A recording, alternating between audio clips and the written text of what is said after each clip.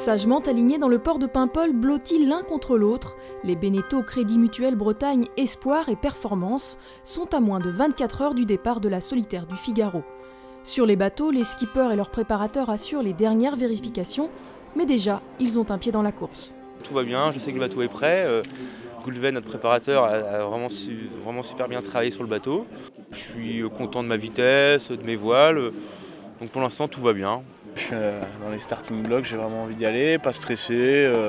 Voilà, ça fait plus de 6 mois que je me prépare à ça, c'est vraiment l'objectif de la saison, on va dire. Car Corentin Auro, qui dispute son premier Figaro, vise le haut du classement Bisu. Dans sa préparation, il est épaulé par Anthony Marchand, précédent skipper espoir du Crédit Mutuel Bretagne. Avec Corentin, son successeur, il n'est pas avare de conseils. Dès qu'il passe sur mon bateau, il me dit tiens regarde ça c'est pas, moi j'aurais pas fait ça comme ça, et puis il m'explique le pourquoi du comment et c'est vrai que lui ça va être maintenant ça va être sa 3e solitaire. Donc quand il me dit quelque chose, j'essaye d'en tenir compte. Corentin, il a vraiment la mentalité, il a eu la bonne manière de s'entraîner, de naviguer, et quand on le voit manœuvrer et naviguer sur le bateau, il a toutes ses chances de le remporter. Donc moi je croise les doigts pour qu'il le gagne, parce qu'il le mérite vraiment. Le fait d'avoir Anthony à mes côtés, c'est un grand plus parce qu'il est toujours prêt à me donner des petits conseils, et Nicolas Troussel aussi également, qui est un ancien figariste qui a gagné deux fois cette solitaire.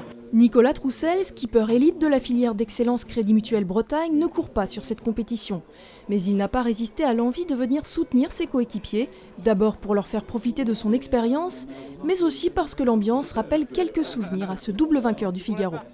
Le bateau d'Anthony, c'est le bateau avec lequel j'ai gagné la dernière fois en 2008. Donc, et il a fait les 2 dernières éditions, il a fait 2 fois 5e je crois, ou 4e et 5e. Donc c'est un bon cheval.